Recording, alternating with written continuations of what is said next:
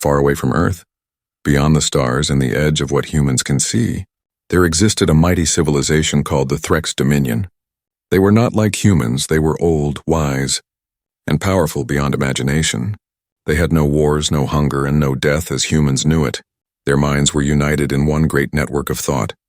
Their purpose was simple: to travel across galaxies and decide which worlds were safe and which ones were dangerous to life itself. The Threx had seen thousands of civilizations rise and fall. Some races destroyed themselves with greed. Some vanished after reaching too far into the stars, and others grew peaceful and joined the galactic harmony. But when a species showed signs of endless conflict or selfishness, the Threx made a decision. They would erase that world before it could harm others. To them, it was not evil, it was mercy. They believed they were cleaning the universe, protecting balance from chaos. One day, their great sensors picked up signals from a small blue planet orbiting an ordinary yellow sun. The world shimmered with oceans, clouds, and green lands full of life. The data stream identified it as Earth. The Threx had seen billions of worlds. But this one was strange. Its surface glowed with both beauty and destruction. The same species that built shining cities also filled the skies with smoke and weapons. The Council of Threx gathered in their vast chamber, a space so large that even light seemed to slow inside it. Their forms flickered between light and shadow. They did not speak with mouths. They spoke through pure thought, sending ideas through the air like music. The central being, High Arbiter Valon, observed the rotating image of Earth above the Council platform. The planet turned slowly, its continents marked with scars of wars, its oceans glowing with pollution and storms. "This world," Valon said in a deep, calm voice that echoed in every mind, "is unstable." The Council agreed at once. "They have learned the atom but not peace," one voice said. "They reach for the stars but destroy their own home," said another. The decision seemed obvious. Earth would be added to the list of doomed planets. The Threx would send their cleansing beam, a weapon of pure energy that turned worlds to dust without suffering. But among them was a younger mind named Leorin, curious and restless. Leorin had always believed that destruction should be the last choice. Not the first. She had studied human signals for centuries: music, films, broadcasts of laughter, love stories, and speeches that spoke of freedom. "There is more to them," she said softly into the shared mind stream. "They fight, yes, but they also create, they destroy. Yet they rebuild," the others were not convinced. "A fire that burns itself out," one answered coldly. "A danger to the galaxy if left unchecked." But Leorin did not give up. She brought forward visual memories taken from human transmissions. The Council watched, silent, as images filled the air. The first human steps on the moon, the birth of a child, the tears of soldiers returning home, and the hands of strangers helping each other in disasters. For the first time, the Threx hesitated. They had always thought of intelligence as logic and order. But here was a species that acted on emotion, courage, and dreams. Humans did not always make sense, but they never stopped trying. Even in pain they sang, even in war. They dreamed of peace. Valon leaned forward. Studying the image of Earth again, the planet looked fragile, covered with the glow of city lights. "They are a young race," he said slowly. "Perhaps too young. But young things grow," Leorin replied. "They may still learn." The words hung in the chamber, soft but powerful. Outside, in the void, Earth continued to send its radio waves into the darkness, unaware of the watchers beyond the stars. The Threx listened to fragments of human language and song. They could not understand every word, but they felt something strange: emotion. Humans spoke of love, of loss, of hope. They told stories not to gain power, but to remember, to teach, to feel. The Threx were silent for a long time. They had never encountered such contradiction. A race so flawed yet so alive, so fragile yet so unbreakable. The Council began to question their purpose for the first time in millennia. Were they truly protectors of life, or judges who had forgotten what life really meant? As the meeting ended, Valon ordered the cleansing fleet to stand by. "We will observe longer," he said. "We will understand before we decide." Leorin bowed her head, relief and wonder filling her heart. For in that small decision, the fate of Earth hung in the balance. And so, in the quiet corners of the galaxy, powerful minds watched a small blue world spin beneath its sun. They watched the wars, the laughter, the inventions, and the songs. They did not yet know that what they were witnessing was something even greater than logic or technology. They were witnessing the raw, untamed beauty of being human, and for the first time in their long existence, the Threx began to feel curiosity mixed with awe. For weeks, the Threx Dominion observed Earth from their invisible ships hidden beyond the moon. Their instruments scanned every heartbeat, every signal, every moment of human life. The data they gathered was chaotic, noisy, and filled with contradiction. To the Threx, who lived in perfect order, this was almost unbearable. They saw humans fight over borders, money, and beliefs. They saw pollution spreading like poison, weapons being built stronger each day, and greed carving deep wounds into the planet's surface. It was to them a picture of madness. The council grew impatient. "They are destroying their home," one voice said coldly. "Their oceans cry, their forests burn, and still they fight," others agreed. The evidence was overwhelming. In every nation, they saw humans arguing, lying, and hurting each other. The Threx believed that such behavior meant only one thing: Earth's species was doomed to destroy itself. And when a species reached that point, the Threx always took the same action. They cleansed, they erased Valon, the High Arbiter, stood before the glowing image of Earth. His many eyes reflected the lights of human cities that flickered like dying stars. "We have given them time," he said, his voice slow and heavy. "They had the tools to build peace, but they chose war. They had knowledge, but they used it for power." His words rippled through the minds of the council. It is time to end the chaos before it spreads beyond their world. Orders were sent through the Dominion's network. The great cleansing ships began to charge their weapons, enormous spheres of dark energy that could erase continents in a breath. On the observation decks, Threx soldiers watched in silence. They felt no hate, no joy, only duty for them. Destruction was not cruelty, it was hygiene. To remove one infected world to protect billions of others. But among the lower ranks, whispers began to spread. Some remembered the words of Leorin, the young researcher who had defended Earth. They spoke quietly of the strange things she had shown them: human laughter, tears, and bravery. Some wondered if perhaps the humans were not evil, but lost if they might one day learn if given more time. Meanwhile, the Threx continued to watch human life unfold. On one side of the planet, a war raged, missiles lighting the sky like dying comets. On the other side, a group of doctors risked their lives to save strangers in the middle of a plague. The contrast was shocking. The same species that created destruction also created healing. The same hands that built bombs also built bridges. Valon studied these images in silence. He had seen many worlds before, but none like this. In most cases, a violent species never survived long enough to reach the stars. But humanity was different somehow. They endured. They made mistakes, terrible ones. But they always tried again. Why do they keep going? He asked softly. "Because they hope," Leorin answered. Standing beside him, her voice was quiet but firm. "They believe tomorrow can be better even when today is broken." Valon looked at her. Puzzled, "Hope is not logical," he said. "It does not build civilizations." "No," Leorin replied. "But without it, no civilization can survive." Her words lingered, but the rest of the council was not moved. They had seen enough destruction. "Hope cannot erase what they have done," said one elder. "We cannot risk their chaos spreading into the stars," another added. "Every signal from them proves their weakness." Valon raised his hand, ending the debate. "The decision stands.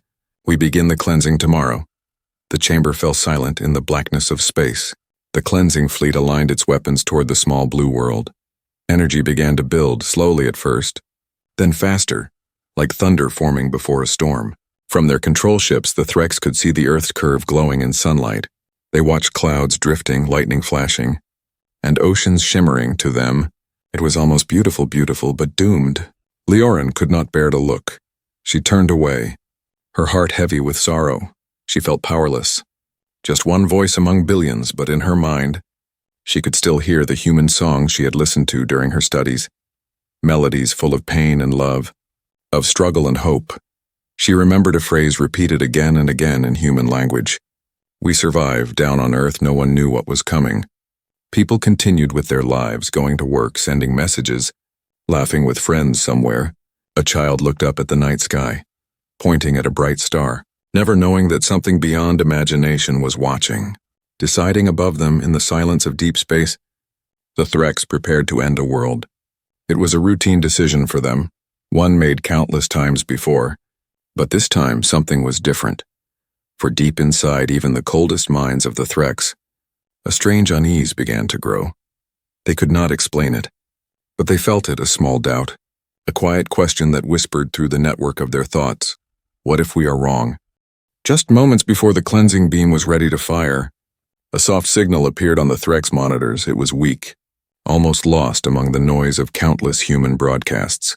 At first, the technicians ignored it, thinking it was just another meaningless transmission from Earth. But Leorin noticed something different. The signal carried rhythm, emotion, and something that made her pause, a sense of honesty. She quickly magnified the wave and filtered the static. Slowly, the message revealed itself. The voice was human, a little broken but full of feeling. It spoke in an old Earth language, one the Threx translators quickly decoded. We are not perfect, but we fight for tomorrow.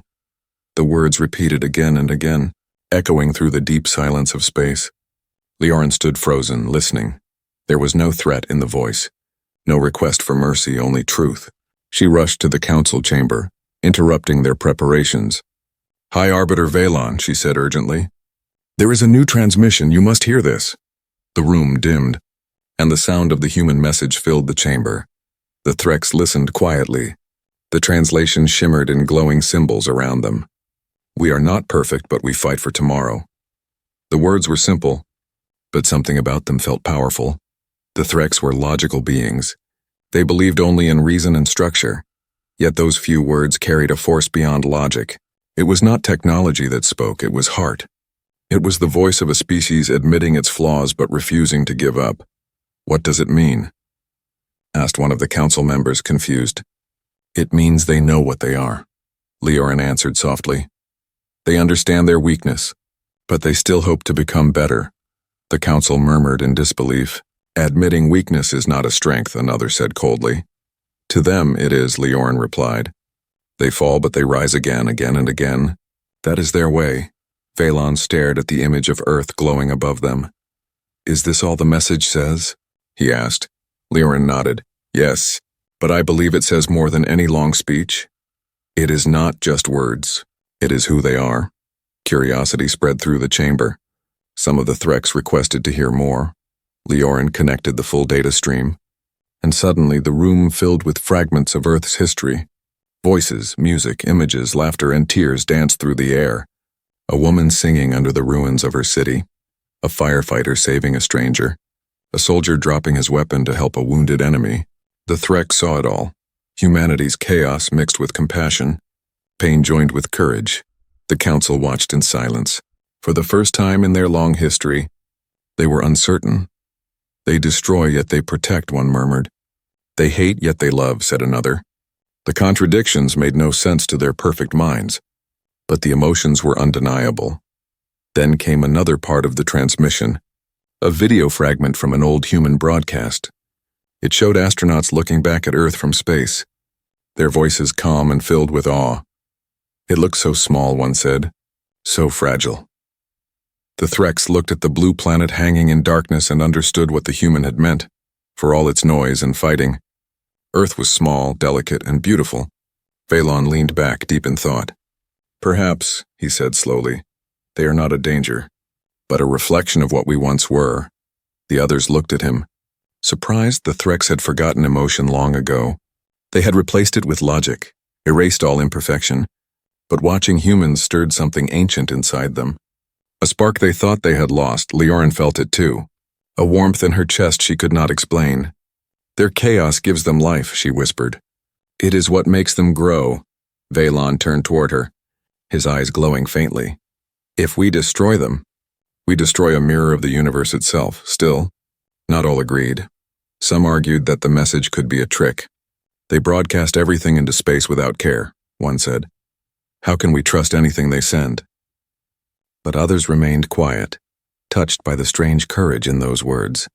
The transmission continued to play, showing humans building, dreaming, and failing, yet always trying again. When the final image faded, the chamber was silent. The beam that was meant to destroy Earth remained inactive. The soldiers who had prepared to fire now waited for a new command. Valon stood slowly, his voice calm but heavy. We will not act yet, he said. This message, it is not enough to save them, but it is enough to make us question. And questions are sacred. Leorin closed her eyes in relief. Outside, the stars burned quietly, and the small blue planet continued to spin, sending its endless songs into the void. Humanity did not know they had just spoken to gods among the stars, nor that their simple words had stopped a weapon capable of turning their world into dust, somewhere in the vast cold of the universe. The ancient Threx listened again to that fragile voice saying, "We are not perfect, but we fight for tomorrow." And for the first time in 1,000 ages, they felt something new, respect mixed with wonder. Inside the great chamber of the Threx dominion, silence filled the air as the message from Earth faded away. The shimmering hologram of the blue planet continued to rotate slowly, light from its cities twinkling like tiny stars. The council members, beings of logic and structure, sat motionless for the first time in ages. They were confused. They had studied millions of civilizations, yet none had ever made them feel uncertain. Humanity was not like any other race they had seen. The Threx were used to understanding everything through data. They believed emotion was weakness and confusion was failure. But what they saw in the humans didn't fit any rule. How could a species capable of building beautiful art and deep love also bring war and destruction upon themselves? It made no sense to their perfect minds. They began replaying the human broadcasts, analyzing every image again and again. The same question echoed through their shared thoughts. How could such chaos create such beauty? Leorin stood near the center of the chamber, watching the scenes projected around them. A child smiling while sharing food. Soldiers embracing after peace was declared. Scientists cheering after saving a life. Then the images shifted. Fires, bombs, greed, and pain.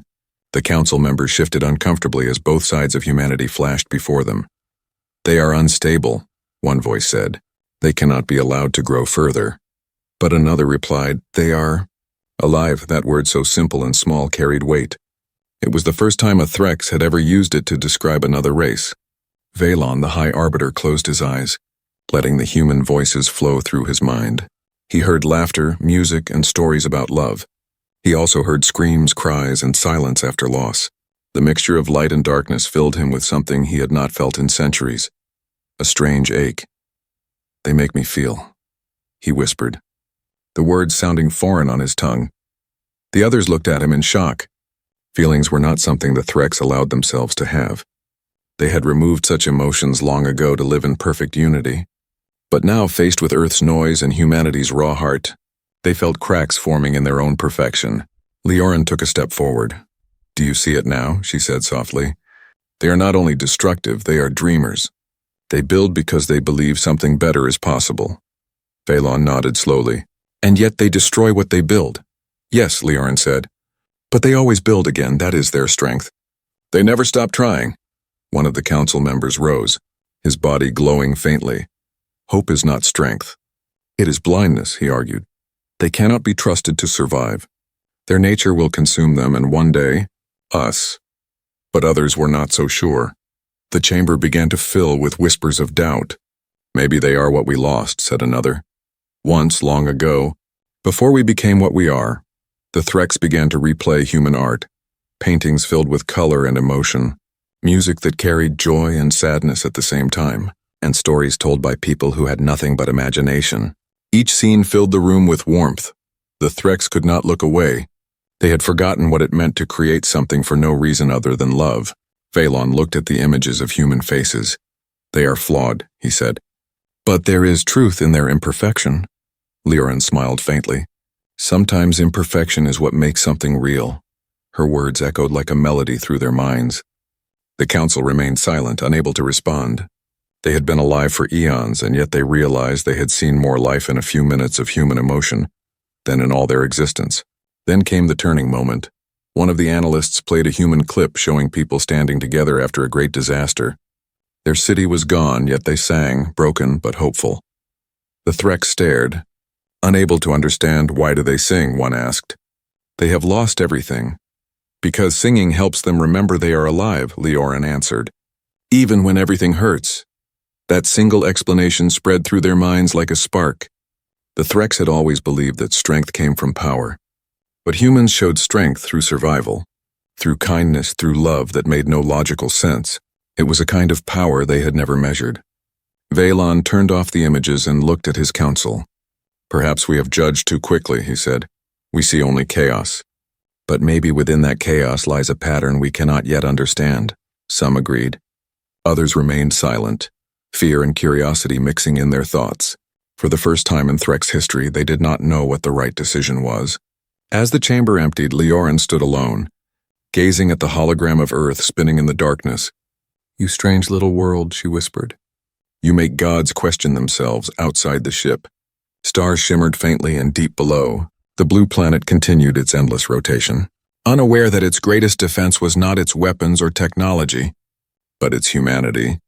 And somewhere within the cold logic of the Threk's dominion, something began to awaken, a quiet ancient feeling that had been lost for ages, the feeling of wonder, the feeling of empathy, the feeling that maybe, just maybe, perfection was not the purpose of existence after all. A few days passed in the silence of space. The Threk's dominion continued watching the blue planet below, still unsure of what to do. The council was divided. Some believed humanity should be destroyed before it caused chaos beyond Earth, while others, touched by what they had seen, wanted to understand more. Then one morning a new signal reached them. It was not a broadcast, not random noise, but a deliberate message traveling across the stars. It came from one of Earth's deep space probes, drifting alone through the endless dark. The probe was old and small, built long ago by human hands. Its metal surface carried scratches and burns from years of travel. The Threks captured its faint transmission, decoding the binary code hidden inside. At first it showed simple information: images of Earth, diagrams of the solar system, and the DNA of humanity. But then came a strange section, a message written in words, not numbers. It said, "To those who find this, we are explorers, not conquerors. We reach for the stars not to destroy, but to understand." The words made Leorin's heart tremble. She asked the system to continue the playback, and then came another line that caught everyone's attention. "If you find us and mean us harm, know this. We have destroyed ourselves before, and we came back stronger each time. Do not mistake our flaws for weakness." The council chamber filled with quiet energy. Every Threx turned their glowing eyes toward the message. It was not a cry for help, not a warning of war. It was something deeper, a truth born from pain. Humanity was saying that even if they were broken, they would rise again. That survival was in their nature. Valon stood silently as the last words echoed through the hall. "They threaten us," said one council member sharply. "They warn of destruction." But Valon raised his hand to stop them. "No," he said softly. "It is not a threat. It is honesty." Leorin nodded, her voice calm. "They are not promising war. They are telling us who they are. They have faced death again and again, and still they live." She played the message once more, letting the Threx listen carefully. The voice of humanity sounded small in the vastness of space, but it carried a strange power, a strength built from struggle. The Threx had never known such resilience in their long, perfect existence. They had erased every failure, every pain, but the humans embraced their mistakes, learned from them, and turned them into stories.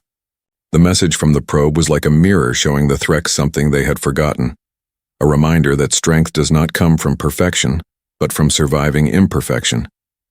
Valon slowly walked toward the hologram of the probe. "They fear us, yet they speak with pride," he said. "They know their flaws, yet they stand unafraid. That is what makes them dangerous," another Threx interrupted. "Or," Valon replied, "that is what makes them alive."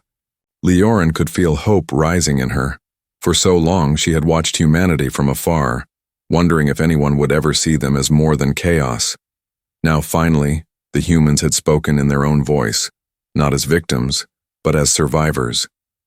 "They are telling us not to judge them by what they are today," she said, "but by what they try to become tomorrow." The chamber grew quiet again. Some of the elders remembered the early days of the Threx race, when they too had struggled to survive.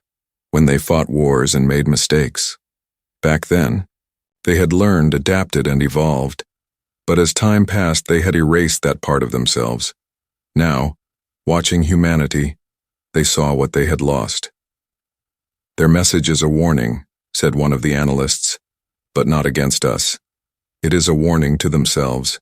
Liren smiled faintly. "Yes, they are reminding their future not to forget their past." Valon turned to the council. "If we destroy them, we destroy the one thing the universe rarely creates, a race that refuses to give up." His words hung heavy in the air.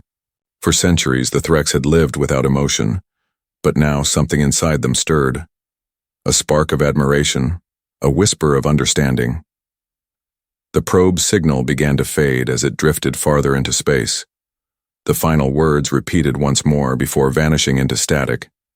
"Do not mistake our flaws for weakness." The chamber was silent. No one spoke, but everyone felt it. Those simple words carried more power than any weapon. Valon closed his eyes, feeling something new within his ancient heart. "Perhaps," he said quietly, "they are not asking for mercy. They are giving us a lesson." Leorin nodded. "Yes, they are showing us that imperfection is not failure. It is life." The Threx ships continued to orbit Earth, their weapons still armed but motionless. The blue planet turned slowly, shining with both beauty and chaos, and somewhere far away the small human probe kept moving toward the stars, carrying with it the message that had reached the hearts of gods. For the first time in ages, the Threx Dominion hesitated not because of fear, but because of respect. They saw in humanity something that no calculation could measure. Hope strong enough to challenge the universe itself. The cleansing beam was ready. Its energy pulsed like a heartbeat deep inside the Threx flagship. A single command would send a wave of destruction strong enough to erase Earth in seconds. The ships hovered in silence, waiting for the signal. The humans below had no idea that their world balanced on the edge of extinction. Inside the council chamber, every Threx felt the tension in the air. Centuries of order clashing with a new feeling they could not understand. Doubt. Valon stood before the control panel. His hand hovered above the command crystal. One touch and the blue planet would be gone.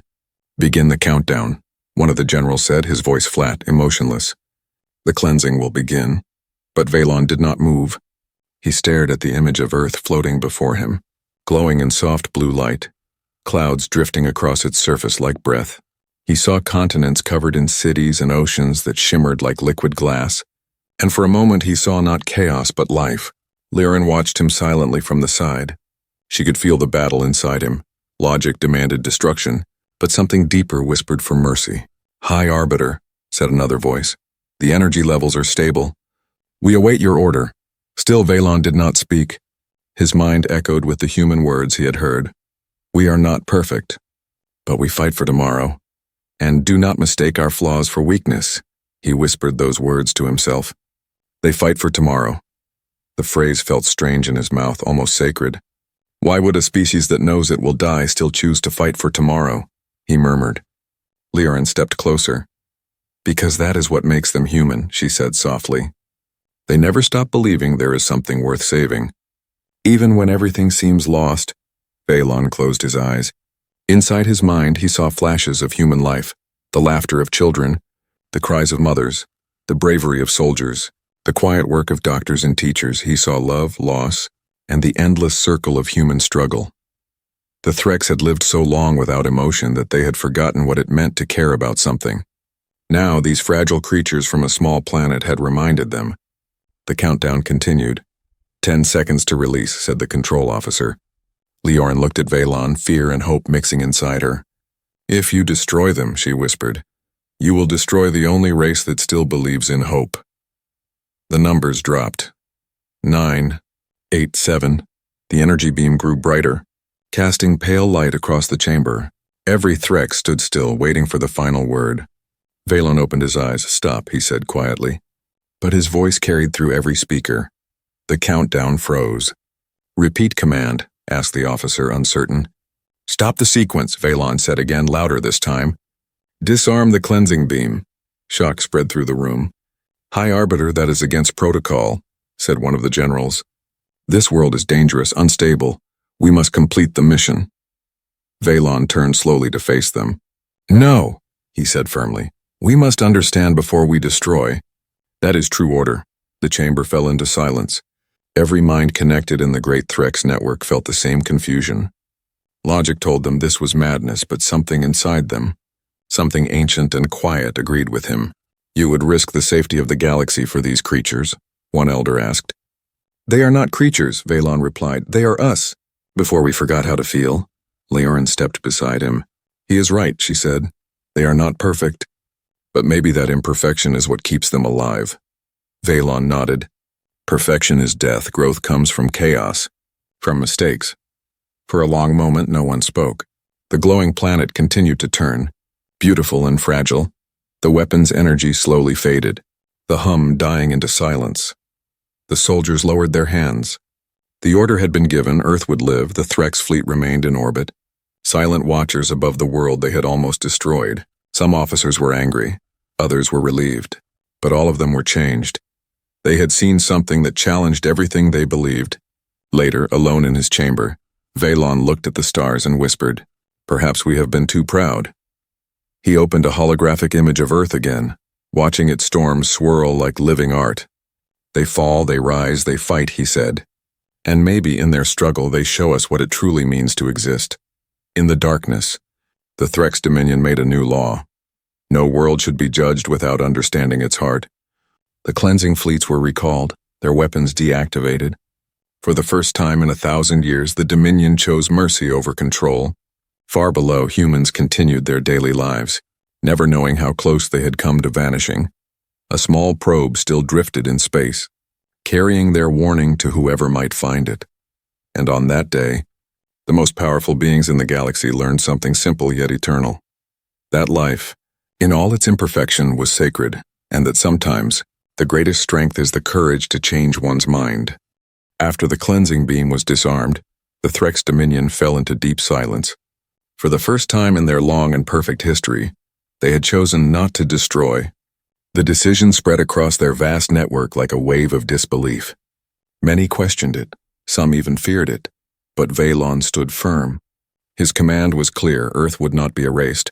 It would be studied, watched, and understood. The humans would not be seen as a threat anymore, but as a mystery. Leorin was assigned to lead the observation program.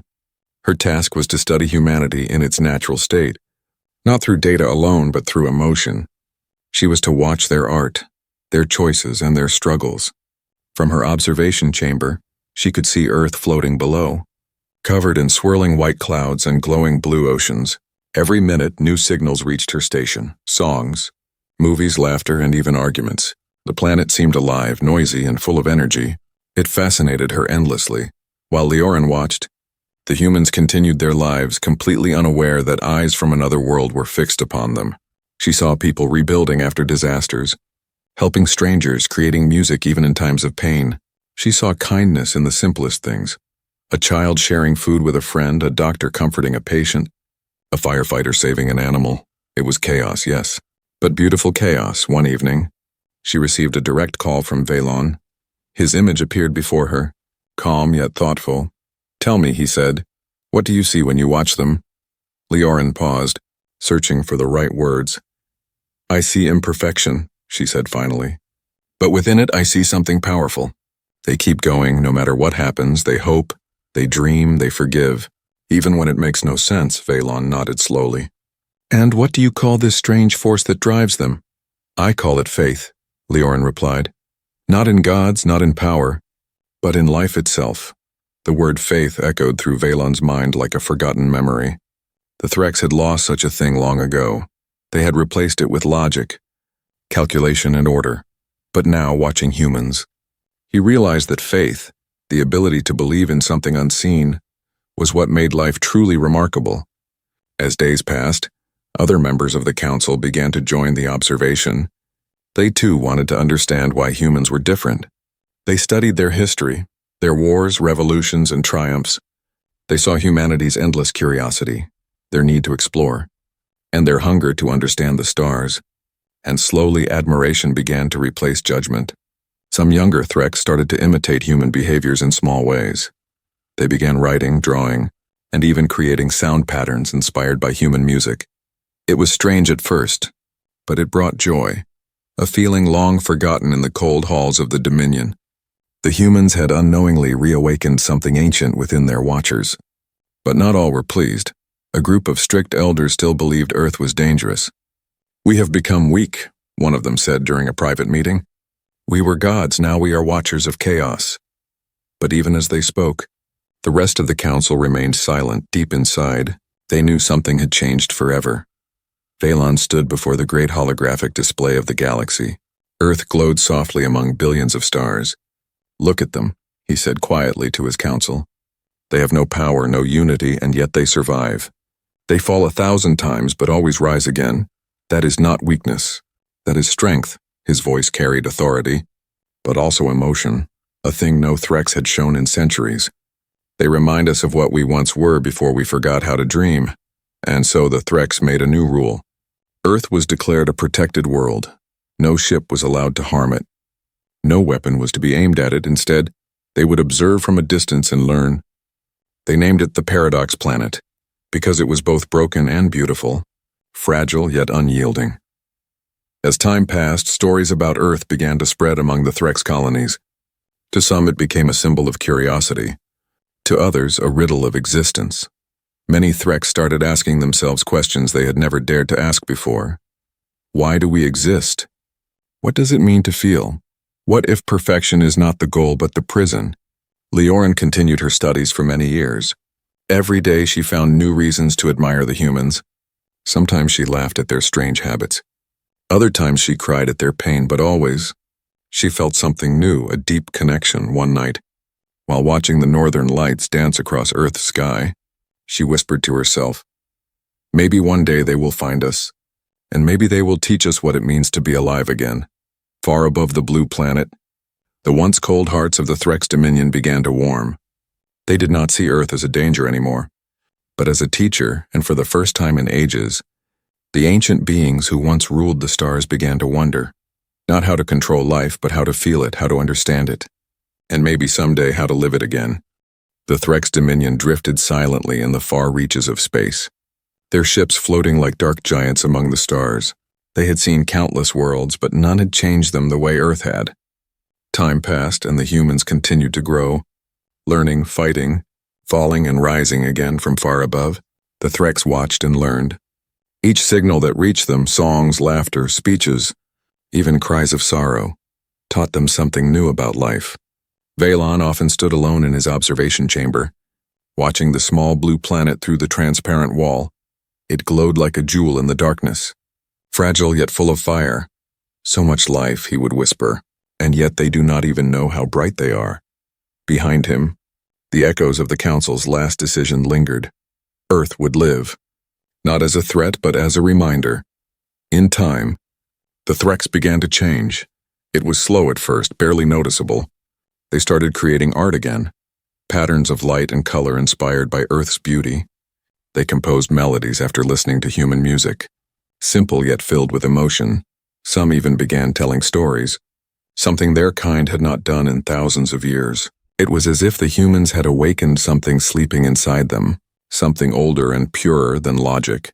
Leorin became one of the most respected minds among the Threks.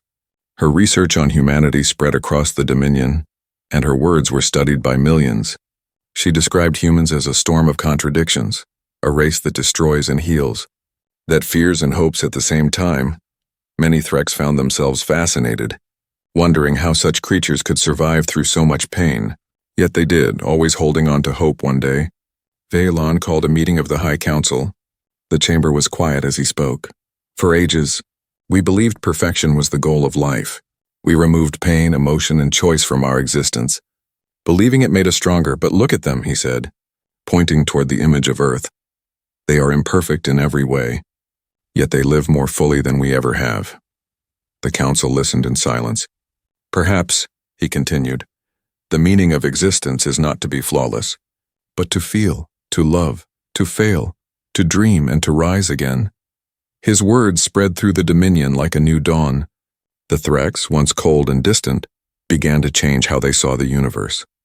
They no longer saw imperfection as weakness, but as proof of life. They began to visit worlds not to judge them, but to understand them. They called this new mission the Path of Empathy, and at its heart was a single lesson learned from humanity: that emotion and chaos were not enemies of order, but parts of it. On Earth, life continued as it always had. The people had no idea that far above them, ancient beings watched with admiration and wonder. Sometimes when humans sent new probes into space, their faint signals would reach the Threx and the aliens would listen in silence, smiling in their strange, light-filled way. Each new message reminded them that humanity was still fighting, still dreaming, still surviving. Leorin once sent a private message to Valon, her tone filled with quiet joy. "They continue to surprise me," she said. "Every time I think I understand them, they change. They find new ways to hope," Valon replied. "That is their greatest strength. They do not just exist, they live." Many years later, as Leorin stood watching Earth's sunrise from the observation deck, she thought about how much one small planet had changed the destiny of an entire galactic empire. "They wanted to destroy it once," she murmured. "But instead it saved us," she smiled. Realizing the truth of it, humanity had not only survived the Threx, they had transformed them, and somewhere beyond the stars, among the cold silence of the universe, a new message from Earth began its journey. It carried the sound of a child laughing, a song about love, and a recording of the ocean's waves when it reached the Threx receivers. Valon listened quietly, closing his eyes. "Such simple sounds," he whispered, "and yet they remind us what life truly means." From that day on, the Threx made a promise. They would protect Earth from any threat that dared to harm it. Not out of duty, but out of gratitude, for the humans had given them something no other species ever had, a reason to feel again. And so the great ships of the Threx turned away from Earth, leaving it bathed in the soft light of its sun. In the silence of the stars, Valon's voice echoed across their network. "Let them live, for in their fragile hearts lies the strength of the universe itself." The blue planet continued to spin, unaware that its greatest defenders were watching from the shadows of the cosmos, guardians not of power but of hope. Humanity's story had become a legend among the stars, a reminder that even the smallest world could change the hearts of gods.